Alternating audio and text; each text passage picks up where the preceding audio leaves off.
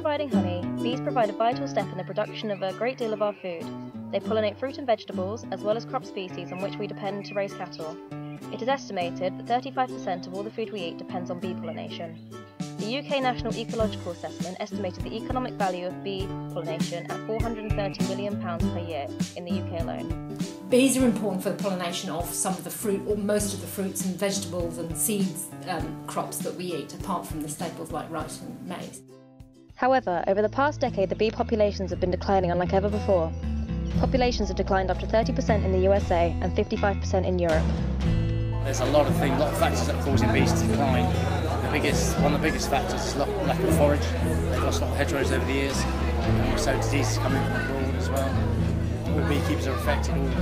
All bees now need to be treated at least twice a year for various viruses that are coming in from abroad. Really. Increased media coverage has caused a greater public awareness. Scientists are worried that bees are disappearing at an alarming rate. Honeybees now in danger of disappearing. The decline in the number of honeybees and bumblebees. And along with them, things like ice cream and fresh fruit. Bee farmers across North America are sounding the alarm about a massive decline in bee populations. It's a scientific mystery and a catastrophe for American farmers. Millions of bees are dying. From the onset of the issue, scientists have been investigating possible causes, yet it seems to be harder than initially expected, and even now, several years down the line, there still are many unanswered questions.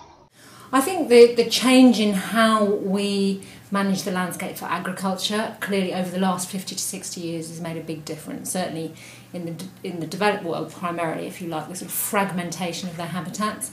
So it's loss of habitat, but it's also how intensively we manage those fields individually. And growing crops such as wheat and the cereal crops provide no forage resources for the bees. And of course, if the farmers are using pesticides, they may have implications on the bees, even if they're using herbicides which kill off the flowering weeds. The importance of those pesticides compared to other factors is we really don't know yet. But I would say it's a mixture of the intensity in how we manage the land for agriculture and the spread of that agriculture and the amount of land it takes up. All of those are going to have implications. Accurately portraying an issue as complex as this is difficult. Some factors thought to be causing the decline have received more coverage and attention than others. To see how well the public's understanding compares to the scientific view, we interviewed various individuals to gain an insight into their understanding and sources of information. It's these pesticides that are built into the plant. Also, basically, insecticides are used. There's also a fungus which is affecting the bees as well. I think is the use of pesticides, which I guess actually kill the bees. Read quite a lot about a parasite that's possibly doing it. I did read through it of electromagnetic radiation. There's a specific kind of pesticide, the name of which of course I can't remember. There's a lot of fertilisers on land and nitrogen or something like that. I'm not too sure entirely, but it's something along those lines, I believe. Yeah, I don't know. The interviews with the public showed us that an overwhelming majority believe certain pesticides to be the main culprit causing the bee decline. Looking at the media coverage, this appears to have received the most attention.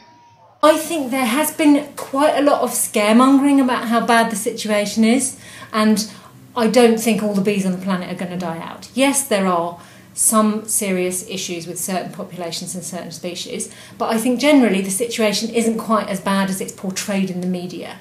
And this idea that there's a silver bullet, that one thing will solve all the problems, like banning pesticides is going to save the world, that's not the case, and it is more complicated than that. It's not black and white. But generally, I think, there's some indications that some populations are increasing again. So it's absolutely essential that people are aware, but it's also essential that they are educated in when the evidence is more complicated than just a black and white issue.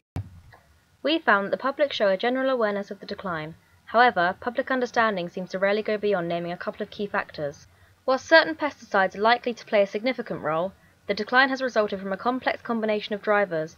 Habitat loss and fragmentation are probably greater contributors. Generally, I think an approach whereby you can get some stakeholders with best practice, some farmers who are actually engaging in it and they can see the benefits on their land and to their crops, and if that could be spread out amongst the farmers, that's almost the best way to get people to change behaviour and take things on. But it's kind of more of a grassroots approach really, and I think you need both. You need the top-down incentives and potentially punishments, I suppose, for some industries, but also that sort of grassroots engagement with people who are managing land on the ground. Looking to the future, it seems the solutions lie in increased public engagement in scientific discourse, as well as a more responsible media coverage of such issues. This way, effective action is more likely to be taken at all levels by individuals and corporations alike, informed by critical scientific research.